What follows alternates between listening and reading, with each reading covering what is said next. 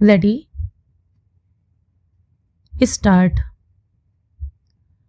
चंद्रयान-3 का सफलतापूर्वक प्रक्षेपण भारतीय अंतरिक्ष अनुसंधान संगठन यानी इसरो और उसके विज्ञानियों के साथ साथ देशवासियों के लिए गर्व का एक और अविस्मरणीय क्षण है। इसरो ने एक बार फिर देश के साथ दुनिया का ध्यान अपनी ओर खींचा और अपनी प्रतिष्ठा में चार चांद लगाए।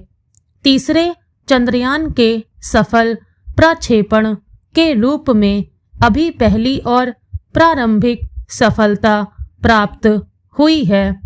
इस यान की आगे की यात्रा चुनौतीपूर्ण और जटिल है, लेकिन यह आशा की जाती है कि इस बार हमारा चंद्रयान सभी चुनौतियों का सामना करते हुए गंतव्य तक पहुंचेगा और भारत का मान बढ़ाने के साथ विश्व को चमत्कृत करेगा।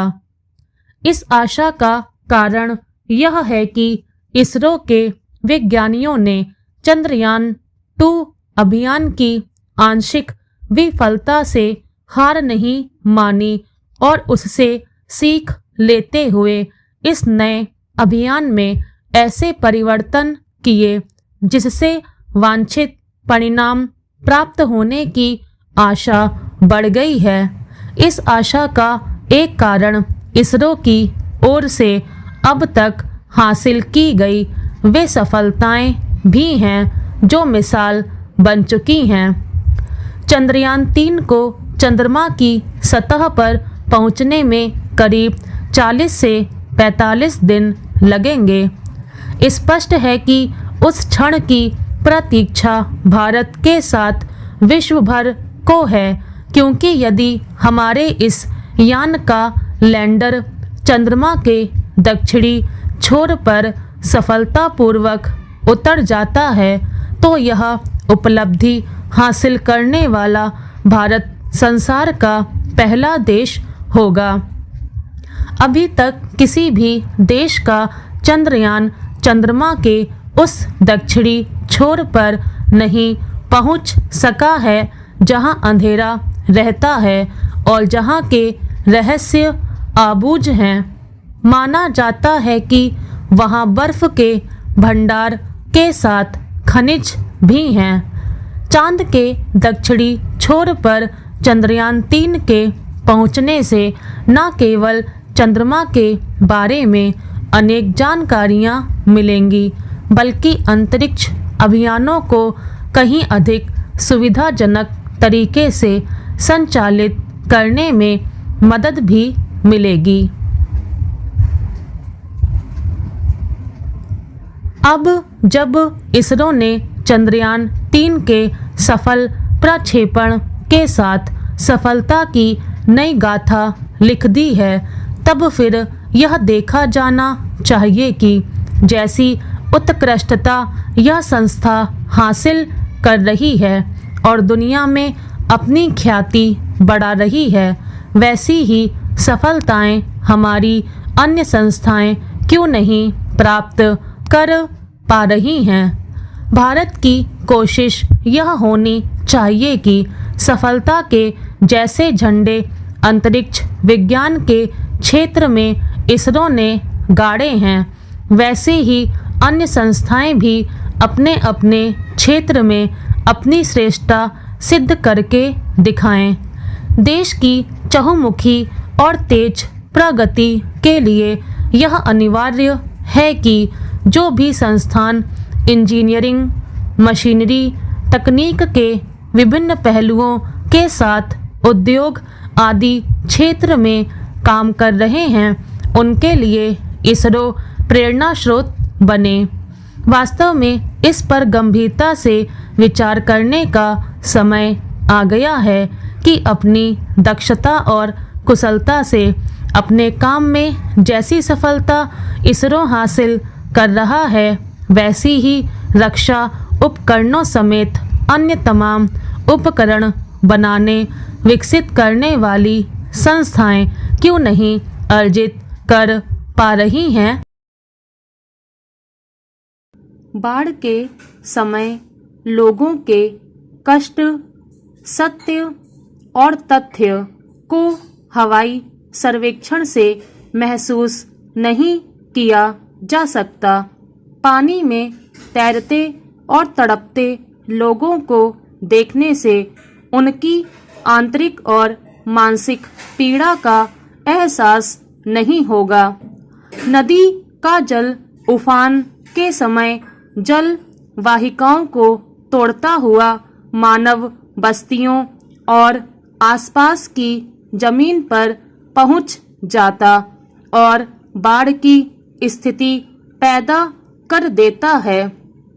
भारत में बाढ़ एक नियमित प्राकृतिक प्रकोप बन चुकी है।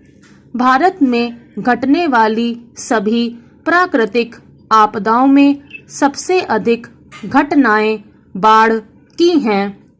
इस वक्त उत्तराखंड समेत देश के कई हिस्सों में बारिश और बाढ़ ने तबाही मचा रखी है। जनजीवन अस्त व्यस्त हो गया है। सभी प्रमुख नदियां उफान पर हैं। पहाड़ टूट रहे हैं और सड़कें बह रही हैं। बाजार के बाजार डूब चुके हैं। लोगों के पास खाने पीने का सामान भी नहीं है। राष्ट्रीय बाढ़ आयोग के अनुसार भारत में 4 करोड़ हेक्टेयर भूमि को बाढ़ प्रभावित क्षेत्र घोषित किया गया है। केंद्र सरकार के आंकड़ों के मुताबिक पिछले 64 वर्षों में बाढ़ से 1 लाख से ज्यादा लोगों की मौत हो चुकी है। यानी हर साल औसतन 1654 लोगों के अलावा 92,763 पशुओं की मौत होती रही है। विभिन्न राज्यों में आने वाली बाढ़ से सालाना औसतन 1.680 करोड़ रुपए की फसलें नष्ट हो जाती हैं और 12.40 लाख मकान क्षतिग्रस्त हो जाते हैं।